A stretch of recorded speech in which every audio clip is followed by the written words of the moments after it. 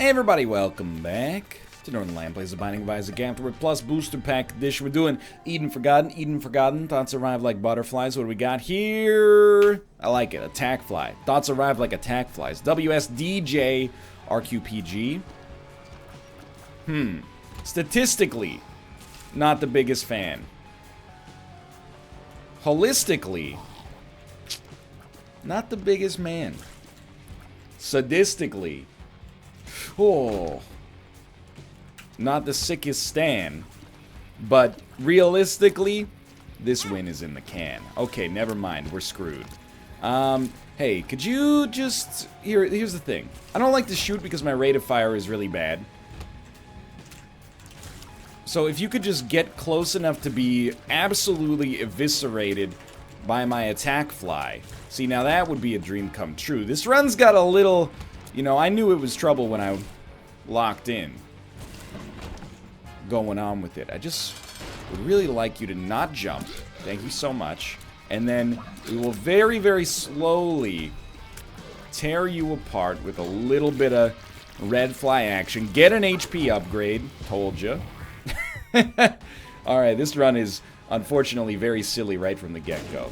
Please, second secret room. I stand by that. Even though we didn't find it, I stand by it. It's probably up or left on that room. Because we do need HP to survive. You know, it's one of those, it's the most important stat in the game to have, wow, you are stupid. To have at least a little bit of. Beautiful. Engaging. High quality entertainment. How on earth are we going to survive here? Well, step one is probably stop being an idiot. I think everything kind of hews on stopping being an idiot. Hews? Hinges. That's the word I'm looking for. You have to forgive me. I haven't seen too many doors in my life. Wow, that enemy was fast enough to make me almost cream my jeans, but in the brown way. Not the ice cream way, more of the... I don't know, I can't think of a brown cream. No, the chocolate ice cream is not a good reference, I guess. Well, we did get in there for free. If we can somehow get a bomb, we might be able to get enough money to get something half decent, but I don't know, man. I don't know. See, the thing is we have 1 penny right now. Yeah, it's not enough to get a reroll. We have no bombs. And we must scream, please. Okay. You know what? I'm not mad at this right now. And maybe this is the backwards way of thinking about it, but I'm not mad at this run right now because we put ourselves in this awful situation. You know, we took a bunch of damage we didn't need to take by trying to be way too aggressive with our attack fly. So it really is, you know, the whole world is in my hands here. We got a very good chance to pull this run back, or at least a certain chance to pull this run back. All we gotta do is recognize what went wrong on the last floor and endeavor not to let it happen again. So what went wrong on the last floor? Way too much over-reliance on the attack fly as a result of the fact that our damage stats are kind of terrible. So what we're gonna do is just have a little bit more patience. Watch out for the fire. Walking into that fire was not a smart decision on the last floor either. Turns out that, especially when your HP is low, you should probably not just lose half of it by walking into a fire. The virus, the speed downgrade is potentially devastating.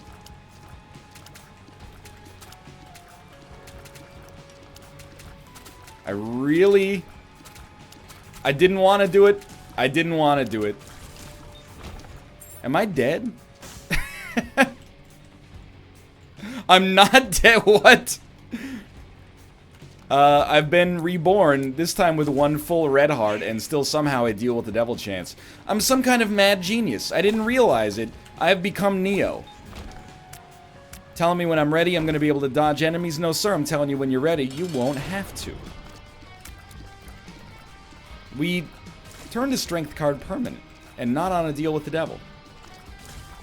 Oh, he slipped between We're a ghost. We're living in the realm between realms. It's the only explanation for us to be able to slip through those poops. I'll accept no substitute. Half a spirit heart means we can take a deal with the devil. Damage up is fine. We need it. We need it.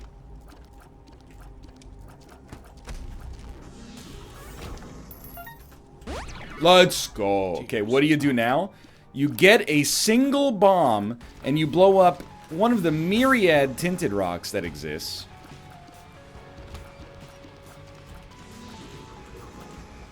What you definitely do not do is get murdered immediately upon achieving your greatest dream. Which I think now, thankfully, we've managed to not do, which is nice. Okay, so we get this. We come back up here. Blow this up. And I honestly think I'm good to go after that point. Okay, so I really don't know what we did in a past life to deserve being saved. I really thought that the strength card would have given us HP for one room, and then if we die, or if we lost the HP that we started with, we would die when we entered the next room. Although, I guess that would make it substantially less useful. I really genuinely thought we were done, and I'd kind of come to terms with the fact that my own moronic play on the first floor had rendered me in an untenable situation. So, you know, I came to terms with it, and maybe that's why I was chosen to stay alive. Maybe it's like a classic little misinterpretation situation where my own ignorance led to me thinking that I should be dead and instead was saved by a higher power. Yes? You are a fool. I'm so... Whoa, it's extremely good. New icon as well. Playing so sloppy so far, dude. Been very lucky to be, you know, blessed with chances of victory here. More than chances, I mean, it's a very, very good chance of victory. What is going on this floor? The game is being too kind, and my troll engine senses have me thinking that it's like a trap. Pentagram is also amazing. We can't take any of that or we'll be literally killed in-game, not in real life. You ever think about how messed up it is that, like... So, literally... has now become a term that means the opposite of what was originally intended. Like, the meaning of the word literally in a modern context, and by the way, I think it's, I'm not gonna say, oh, kids these days, too busy dabbing and watching Lil Tay videos to learn about how to properly use the word literally. We definitely do not care about Bob's Rotten Heart, by the way, but, every friggin' time I almost messed this room up. I don't want to have to come back this way. Why would you do that? Secret room? No. It's just one of those unique kind of curiosities, isn't it? That if you explain to like an alien what the word literally means, you have to explain. So what it means is that something is actually 100% objectively taking place. That's what it means in the dictionary. What it means in reality now is that it's not actually taking place most of the time. Like if somebody says, I'm literally screaming, they're probably not literally screaming. They're just, you know, upset or I don't know. Again, it's a Twitter parlance I don't fully understand. I am living for this right now. More grammar bits, please, NL. Ooh, I thought you'd never ask. You know my perspective on grammar. I think that the scholastic system does children a disservice by implying that spelling and grammar are necessary markers for intelligence, and very smart people grow up thinking that they're smart because they can use proper grammar and spelling and adhere to some arbitrary rules set out 800 years ago in the English language. When in reality, if they're intelligent, it's probably because of their reasoning, the communication skills in other areas, like their ability to persuade others to understand their viewpoint, etc., etc. Spelling, I still think it's important. But it's not that important. I mean, now that spell check has become, like, so ubiquitous, you can't even... And I tweeted about this a few weeks ago, but, like, when I was younger, and a lot of people, you know, probably relate to this. Oh, my God. Big elbows, sorry. A lot of people can probably relate to this. Spell check used to be something you have to do. You know, you used to, please let me go. Please let me go. You used to finish writing a report, then you would run spell check, and then you would run through the results of the spell check and change the things that needed to be changed. Now it just happens accidentally. It happens on me when I set my YouTube video titles. They're like, you spelled occasionally wrong. It's one of those words I can't really spell well, but I think it's important, you know, for when you're writing in situations, but like without a computer, for example, but not that important overall. Maybe people disagree with me, though. I don't know. I guess, you know, if you're going to take basically 20 years of English classes, they need to have a few years that are spelling just to give you that baseline level of competency. No more cursive writing, though. I'm hitting you with the X on that. Everybody knows this already, though. I'm assuming. When I think about all the time that we spent cursive writing in 2nd grade, I weep for it. There's so much we could have been doing. We could have been learning how to use the Node Package Manager. No, I made the joke before you. We've had so many opportunities to take the left hand, and yet, I don't know, Nose Goblin with Polyphemus seems fun. Oh! Dude, we've had such incredible luck. Did you see the damage that this was doing? Oh my god, it took off, like, the ambient damage took off 1/3 or so of Greed's HP every tick. So if we stick an enemy with a Nose Goblin shot, they're eating it. They're eating the booger. This is fantastic. What is your subject you think people shouldn't have to learn about in school anymore? I'm trying to... Don't say gym, okay? It's a very... I was a nerd to a decent extent, at least. So I definitely... Why do I have to take gym? I don't understand why gym has a chance... I got straight A's in everything, but I only got a 79 in gym. All the kids who were naturally gifted at running did better than me. That's not fair, even though perhaps I'm naturally gifted at reading and thus have an advantage in other... Oh, I see now. Straight up, phys ed is one of the most important classes in high school. Oh... This is incredible, dude. I'll stand by that, and I believe that. You know, taking care of your body is important. Is it as important as taking care of your brain? Yes. Yeah, I believe so. I mean, what's the point of being a genius if you don't take care of your body? You know, you're not performing up to your best standards. It's like putting trash gas in your, you know, premium supercar or something like that, you know? Sure, maybe you got a McLaren F1 GTR, but if you're filling it up with biodiesel made from old vegetable oil from the McDonald's down the street, that actually might be fine, to be honest with you. I don't know how biodiesel works and if any of it is actually chemically better than any others of it. But the metaphor stands despite being completely invalid, I think. Now, admittedly, I'm a hypocrite there, but I just want to caution you from the fact that, you know, from one nerd to another, shouldn't look down on physical education, you know? It is important. Being smart's also important, you know? Working hard is important. There's a cluster of skills that I'm not sure school does a fantastic job of getting across the importance of. And always, at least. But, you know, they're doing their best. Wait, why would we ever take this? Are you out of your mind? Take Book of Revelations. Are you crazy? Yeah, let's just roll blank rune. I mean, what was the doesn't matter. I'm not concerned. I would hazard a guess that, you know, PE class health, I don't know what it included for everybody else, but our, like, 9th grade, 10th grade, 11th grade gym classes were, like, a little bit of exercise, a little bit of classroom learning about, like, diet, nutrition, etc., etc., etc. A little bit of classroom learning about, you know, sex ed. I'd hazard to guess that those three things are probably important for more people in high school than, like, you know, 10th grade math. Now, that's not me saying that 10th grade math is something that should be pulled.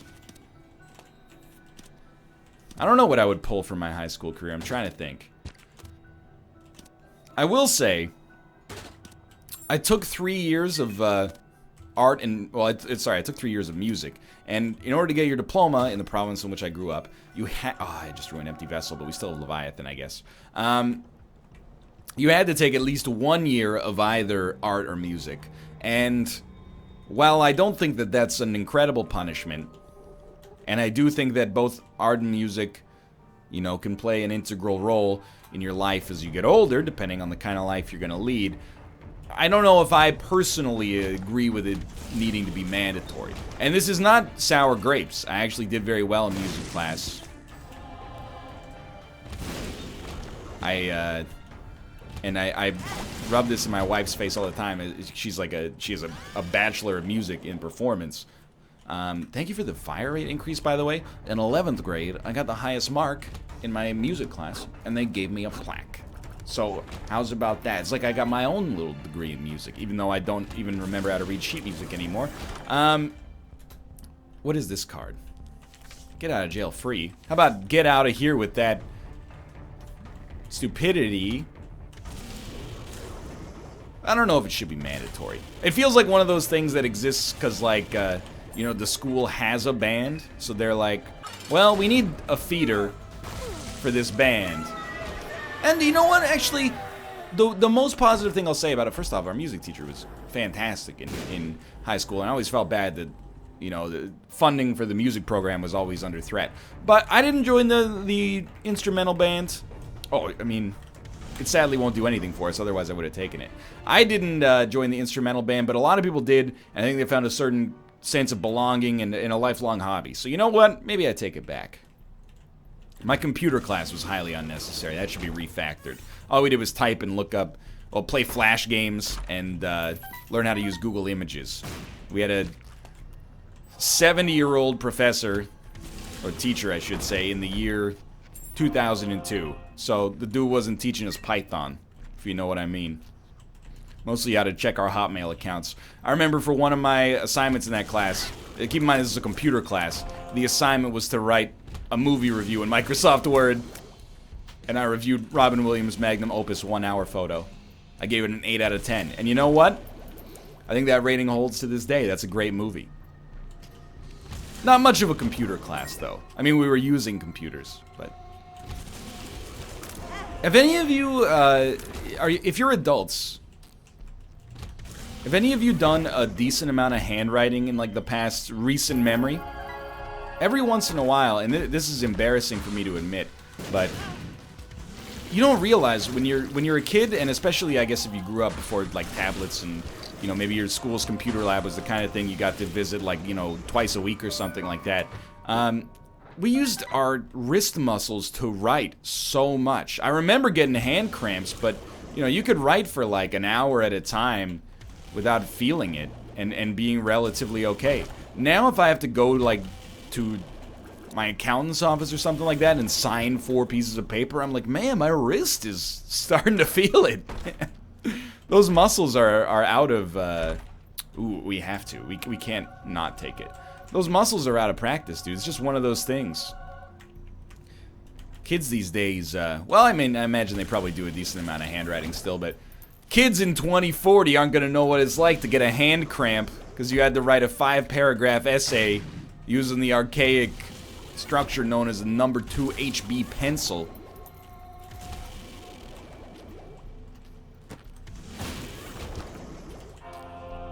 Same with, like, I was thinking about it, but things have even changed. You know, I graduated from college in 2010. What is this? Temperance. No, thank you. I graduated from college in 2010. Not from collagen. That would be weird. Like, I turned from the component that keeps skin elastic into a normal human being in 2010 and then started making Isaac videos a year and a half later. But back then, we were still writing essays by hand and stuff like that, but like filling out multiple choice Scantrons by hand. Now, I'm sure Scantron still exists. You know, you got those like 500-person freshman classes, but for me personally, like most of the exams I take nowadays are like the multiple choices all handled in a lockdown browser that works at least some of the time, and as a result is like a little bit more convenient. You don't have to bring a pencil to the exam. Feels good. On the other hand, I have had a couple of teachers that insist that for tests, you write by hand. Sometimes you have to handwrite code, which is a lot of fun when you're worried about indentation and junk like that. So I'm definitely gonna fight Hush. I mean, what kind of person would I be if I didn't fight Hush here? Will I go to Delirium? You know my Delirium flowchart. If we have the opportunity to go to Delirium after the chests, we'll consider it based on how things look there. And dude, I'm just being honest. I don't think this does anything for us. We'll take Abel.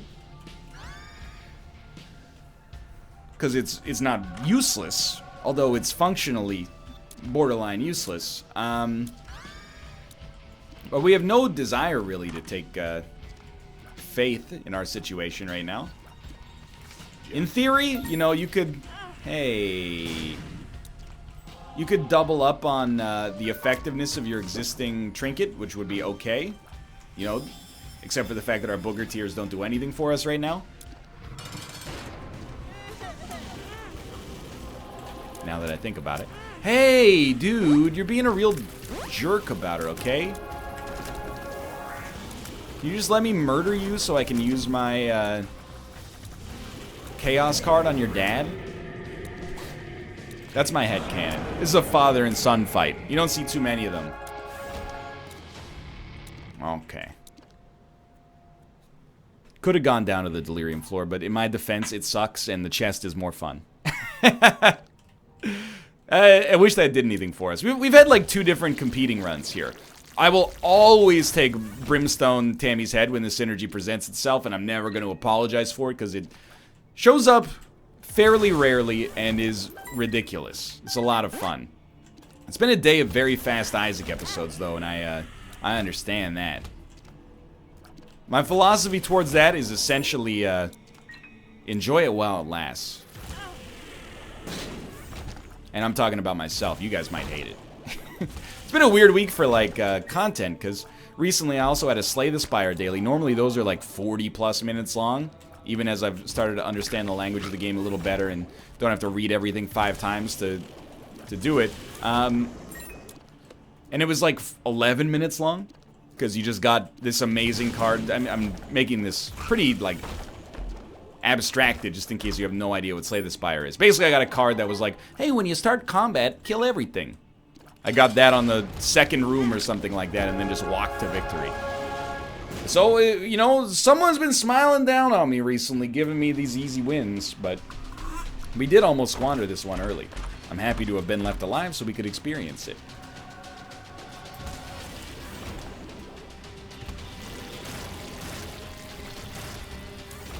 I think geography.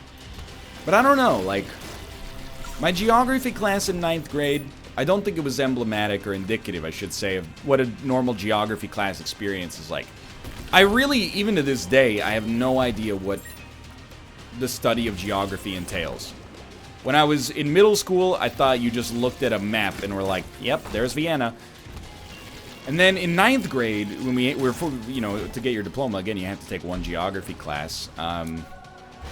It was like half learning about the primary, secondary, and tertiary industries of Canada. It's like, this place does fishing, this place does logging, this place grows canola. You know, you get the idea. And then half our teacher, who had been hired, I think, essentially to be a volleyball coach, and then they were like, ooh, we have to give him the job somewhere, playing, like, Pearl Harbor movie and, like, Dumb and Dumber. Occasionally it had things to do with the weather, like we watched Dante's Peak, the volcano movie in that classroom. Yeah, I mean, I'm not gonna defend the caliber of that class. All I'm gonna say is that, you know, you learn a lot when you're young. You're in school, like, literally all the time. I don't think it's a kiss of death to say, like, oh, in one of our classes once we watched a movie, you know? Actually, even, this might surprise you, I had a really good teacher who was a physics teacher, and, you know, small school. We only had 1 physics professor, or teacher at the whole school, so everybody had her. Everybody loved her. We watched movies all the time in that class. We watched them through the lens of, like, You know, we watched Vertical Limit, the movie where, like, Robin tries to climb a mountain, and then we would do calculations on, like, you know, what would the temperature be like 30 minutes after they got trapped inside of the cave and stuff like that. How much kinetic energy did they had when they were jumping down the mountain? We watched Speed, and then calculated, like, you know, oh, could the bus actually make that jump off of the ramp at the speed it was going, given the mass of the bus and the people inside of it. We watched The Core and wrote an essay on, like, all the things that were scientifically wrong with that movie. That was a lot of fun. In that geography class, he was just like, we're watching Pearl Harbor today. Notice how it takes place on the world. Ergo, geography. Thanks for watching. Hope you enjoyed the episode. If you did, click the like button. It helps a great deal. Of course, subscribe if you want to see more in the future. For now, thanks for watching, and I will see you next time.